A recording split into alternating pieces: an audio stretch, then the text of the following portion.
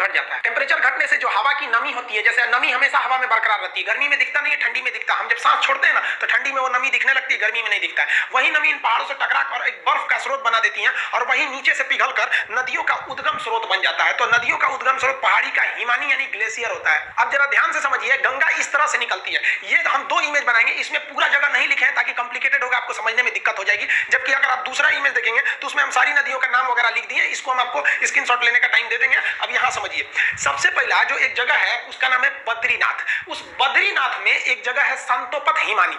बद्रीनाथ के संतोपत हिमानी से एक नदी निकलती है जिसका नाम है धौली गंगा, विष्णु गंगा, और एक साइड से आती है धौली गंगा। तो धौली गंगा और विष्णु गंगा दो नदियां हैं। ये दो नदियां आपस में आके मिल जाती है विष्णु प्रयाग में। प्रयाग का मतलब होता है मिलन स्थल। तो विष्णु गंगा और धौली गंगा आके मिलती है विष्णु प्रयाग में, और यहाँ इनकी गहराइयां बराबर हो जाती हैं लगभग। जब दो नदियों के मिलने के वक्त में गहराई बराबर हो जाए तो उन नदियों का नाम चेंज कर दिया जाता है। यदि एक की गहराई ज्यादा दूसरी की गहराई कम तो नदी गहरी वाली नदी के नाम से ही नदी आगे बढ़ेगी। तो यहाँ लगभग गहराई बराबर हो जाती है विष्णु प्रयाग में, तो नाम बदलकर इस रेड वाली नदी का नाम रख दिया था अलकनंदा नदी। यहां से यहां तक ये रेड वाली नदी है अलकनंदा नदी। अब इसको ओवरव्यू में समझिए। अलकनंदा आगे बढ़ती है, आगे जाकर एक नदी आके मिलती है जिसका नाम है नंदाकिनी नदी। मंदाकिनी अलग है और नंदाकिनी अलग है। नंद लाला जो है नंदाकिनी नदी, नंदाकिनी नदी आके मिलती है तो वो नंदाकिनी नदी कम गहरी है, अलकनंदा ज्यादा है, तो नंदाकिनी यहीं समाप्त हो जाएगी भूगोल के हिसाब से। अब ये भी जगह तो मिलन स्थल हो गया। मिलन स्थल को प्रयाग कहते हैं, चूंकि नंदाकिनी नदी मिली है इसलिए इसे कहते हैं नंद प्रयाग।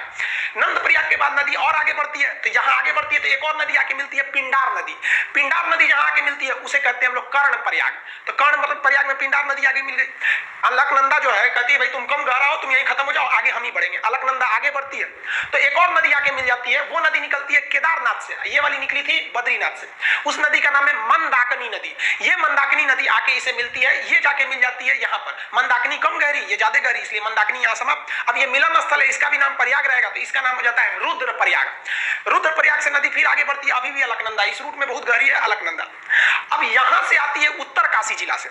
उत्तर काशी के पास एक जगह है गंगोत्री। अब गंगोत्री के पास एक एक्यूरेट पॉइंट की बात करेंगे तो वो है आपका गोमुख। वहां से एक नदी निकलती है जिसका नाम है भागीरथी नदी। ये भी बहुत बड़ी नदी है। उत्तराखंड के लोग मुख्य रूप से इसी को गंगा मानते हैं, ये वाले साइड को, ये उसकी सहायक समझते हैं। तो भागीरथी निकलती है, तो इस भागीरथी के बीच में एक नदी आके मिल जाती है भिलांगना। छोटी सी नदी कहती है भागीरथी चला यहीं पे खत्म हो जा। भिलांगना इसको लेके आगे बढ़ जाती है, और ये भागीरथी भिलांगना को लेके आगे बढ़ जाती है, और भागीरथी जाके इस अलकनंदा में मिलती है देव प्रयाग की जगह पे, और यहां पर दोनों की गहराई लगभग बराबर हो जाती है, तो इसका नाम हो जाता है गंगा। अब आप बताइए, गंगा तो इतनी नदियों से मिलकर बना है, अब इसको याद करना बड़ा टफ है, तो उसको तरीका समझिए याद करने का। देखिए, विष्णु भगवान थे, इन्होंने अवतार लिया, तो कृष्ण भगवान का अवतार लिए थे ये। तो बचपन में कृष्ण भगवान का नाम क्या था? यशोदा का नंदलाल, नंदलाल।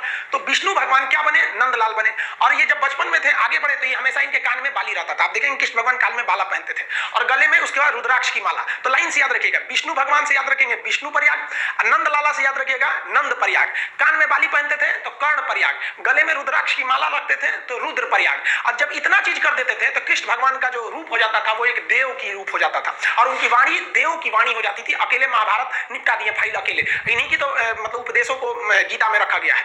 तो लास्ट में वो किसका रूप ले लिए? देव का रूप ले लिए। यही 5 प्रयाग है जिसे हम पंच प्रयाग कहते हैं। जो हिंदू धर्म के हिसाब से ये पंच प्रयाग घूमना बहुत ही शुभ माना जाता है, उसे अपने जीवन में ये पंच प्रयाग घूमना चाहिए। तो कौन प्रयाग हो गया आपका? विष्णु भगवान से याद रखिएगा विष्णु प्रयाग, नंद प्रयाग, कर्ण प्रयाग, गले में रुद्राक्ष की माला तो रुद्र प्रयाग, और सकल हो गया इनका किस तरह से देव की भांति इनकी रूप हो गई तो देव प्रयाग। यानी पांचों प्रयाग को मिला देते हैं पंच प्रयाग। तो सीक्वेंस आपको याद हो गया। अब पिछले स्लाइड पे चलते हैं। यहां देखिए, ये वाला प्रयाग कौन सा होगा? विष्णु प्रयाग। विष्णु भगवान नंदलाला के रूप में जन्म लेंगे तो नंद प्रयाग, कान में पहनेंगे तो कर्ण प्रयाग, गले में रुद्राक्ष की माला तो रुद्र प्रयाग, और सकल हो जाएगा देव के भांति तो देव प्रयाग। ये नदियां हो गई। अब आप बताइए, देव प्रयाग के आगे गंगा बनती है। तो बीपीएससी में क्वेश्चन पूछा था कि ये भागीरथी तथा अलकनंदा का संगम कहां होता है? तो वो होता है आपका देव प्रयाग में। समझा गया? अब इसको एक बार दोबारा समझते हैं। संतोपत एक हिमानी है बहुत बड़ा, वहां से निकलती है धौली गंगा, विष्णु गंगा। कहां मिलेगी? विष्णु प्रयाग में। नदी का नाम हो जाएगा अलकनंदा। अगली नदी नंद प्रयाग, नदी का नाम रहेगा नंदाकिनी, जगह का नाम हो जाएगा नंद प्रयाग। इसे भी अलकनंदा लेके आगे बढ़ेगी, और अलकनंदा में आगे जाके मिलेगी पिंडार नदी। आपकी जगह कौन हो जाएगा? कर्ण प्रयाग। अलकनंदा फिर आगे बढ़ेगी, मंदाकिनी को ले जाएगी अपने साथ, मंदाकिनी को ले आके मिलाएगी तो हो जाएगा रुद्र प्रयाग। गले में रुद्राक्ष की माला हो गई। अब कृष्ण भगवान के पास यही सब तो चीजें थी, अब देव का रूप ले लेंगे। यहाँ पे भागीरथी आई जाएगी अपने साथ भिलांगना को मिलाते हुए और मिल जाएगी देवप्रयाग में, और यहां से बन जाएगी गंगा। तो देखिए गंगा तो भाई साहब निकलती ही नहीं है, गंगा नदी बनती है इतनी नदियों से मिलकर। तो अगर आप ग्रुप डी खलासी चपरासी गैंगमैन सफाई कर्मी का एग्जाम देते हैं तो गंगा कहां से निकलती है, तो मान लीजिएगा भाई साहब उत्तरकाशी जिला के गंगोत्री के समीप गोमुख से। लेकिन अगर आप बड़े एग्जाम को देते हैं कमीशन लेवल का, पीसीएस यूपीएससी लेवल का, तो इतने छोटे लेवल का वो क्वेश्चन ही नहीं पूछेगा गंगा निकलती कहां से, क्योंकि उसको पता है कि भाई साहब गंगा निकलती नहीं है, गंगा एक बहुत बड़ा नदियों का एक पैटर्न है, ड्रेनेज पैटर्न है जिसे समझना पड़ेगा। इसमें हम इन नदियों को लिख दिए हैं, यहाँ पे जो घेरे हुए हैं ये प्रयाग है, विष्णु प्रयाग, नंद प्रयाग, कर्ण प्रयाग, रुद्र प्रयाग, देव प्रयाग, और ये नदियों का नाम लिखे हैं। एप्लीकेशन में जब इसी को पढ़ाएंगे तो इसमें हम आपको याद क्लास में जैसे याद करा देते थे उसको याद करा देंगे, आप यूट्यूब पे याद थोड़े कराएंगे बैठा के आपको। और इसका पीडीएफ और नक्शा में हम आपको इसको भरवाते थे, याद करिए जब उत्तराखंड का नक्शा मतलब मैप के क्लास में पढ़ाते थे तो ये तो पूरा चीज आपको बता देते थे। अब इसमें दो तीन चीजें अलग से आप जान लीजिए। भिलांगना नदी जैसे आके भागीरथी से मिलती है तो इसके संगम के समीप ही बनाया गया है टिहरी बांध। अब ये टिहरी बांध में पानी बहुत भयानक लग जाता है और इस टिहरी बांध पर खतरा होता है, इसलिए टिहरी बांध के पीछे एक सपोर्ट के लिए एक और बांध है जिसका नाम है कोटेश्वर बांध। तो टिहरी बांध किस पर है, भागीरथी नदी पर बनाया गया, इसके सपोर्ट के लिए कोटेश्वर बांध बनाया गया। जब भी बड़े बांध बनाए जाते हैं तो उसके सपोर्ट के लिए पीछे भी रहते हैं, जैसे भाखड़ा बांध बहुत बड़ा बांध है तो उसके पीछे एक और बांध है नांगल बांध। तो भाखड़ा अलग है, नांगल अलग है, ऐसे मिला के पढ़ देते हैं तो भाखड़ा नांगल एक लगने लगता है। अब दोनों बांध की कैटेगरी अलग है, दोनों में कौन ज्यादा ऊंचा है उसको समझिए। देखिए उत्तराखंड का जो टिहरी बांध है ये तो भागीरथी पर स्थित है, और पंजाब का जो भाखड़ा नांगल बांध है वो किस पर है, सतलज नदी पर। अब दोनों बांध की कैटेगरी अलग अलग है। ये बांध 260 मीटर है ऊंचा, कहीं कहीं आपको 255 देगा, तो 260 मीटर ऊंचा है, तो ये जेन्युइन है ऊंचा है। ये वाला बांध जो है वो थोड़ा कम ऊंचा है, 225 मीटर ही ऊंचा है, लेकिन दोनों बांध की कैटेगरी अलग अलग है।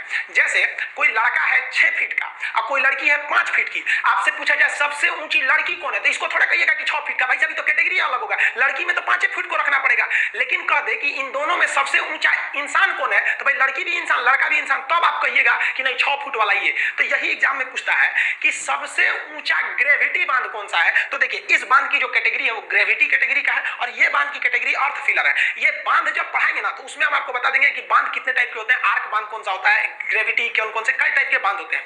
तो कैटेगरी के हिसाब से पूछता है ये कि सबसे ऊंचा गुरुत्व यानी ग्रेविटी बांध कौन सा है, तो भाई साहब ये 260 होने के बावजूद इसको आंसर नहीं देंगे क्योंकि इसकी कैटेगरी अलग है, ये तो उस कैटेगरी में है ही नहीं जिस कैटेगरी का क्वेश्चन पूछ रहा है। तब आपका आंसर हो जाता है भाखड़ा नांगल बांध। लेकिन जब क्वेश्चन कहेगा कि भारत का सबसे ऊंचा बांध कौन है तो भाई साहब आप अर्थ फिलर है तब भी बांध है, ग्रेविटी है तब भी बांध है, आर्क बांध है तब भी बांध है। तो अब आपके लिए कैटेगरी का फाउंडेशन खत्म कर दिया और ओवरऑल में अगर कहेगा सबसे ऊंचा बांध कौन सा है तब हो जाएगा आपका टिहरी बांध। लंबा में हीराकुंड अलग हो जाता है वो सब। तो ये समझ में आ गया आपको। देखिए उत्तराखंड के लोग गंगा को मुख्य रूप से भागीरथी को गंगा कहते हैं और बंगाल के लोग भी गंगा को गंगा न कहकर भागीरथी कहते हैं। और शास्त्रों में भी देखिएगा ना तो कई जगह गंगा को भागीरथी बोला गया है। आप बाहुबली का गाना सुनिएगा, जब वो शिवलिंग लेकर गंगा झरना के नीचे रख देता है, वहां गाना बजता है कि भागीरथी देख तेरे पास खुद शिव जी चले आए रे। तो आप इसको देखे होंगे ना, शिव तांडव वगैरह भागीरथी बोला जाता है। तो ये भागीरथी को लोग गंगा समझने लगते हैं और उस हिसाब से छोटे एग्जाम में बोल देते हैं कि उत्तरकाशी जिला के गंगोत्री हिमालय के गोमुख से निकलती है। जबकि आप ये कंसेप्ट समझ गए, पंच प्रयाग यानी पांचों प्रयाग में कौन कौन सा सीक्वेंस याद करने का आपको हल्का सा यहाँ बता दिया। हालांकि एप्लीकेशन पे तो जब तक आप लोग क्लास के स्टूडेंट होंगे तो आपको पता होगा, तुम ये सब तो पूरा याद ही करा देते थे। कैसे याद रखेंगे प्रयाग का जगह, तो ऊपर सबसे पहले होगा आपका विष्णु प्रयाग, विष्णु प्रयाग के बाद नंद प्रयाग, कर्ण प्रयाग, रुद्र प्रयाग और कृष्ण भगवान का रूप देव की तरह हो जाएगा तो देव प्रयाग। गंगा कहां बन गई, देव प्रयाग में बन गई। गंगा नदी जो पहाड़ी एरिया से निकलती है तो यहाँ वाले एरिया में ना जो गंगा नदी यहाँ मानव बस्तियां बहुत कम है, क्योंकि पहाड़ी एरिया है तो प्रदूषण बहुत कम है। और इस गंगा में ना एक बैक्टीरियोफेज पाया जाता है।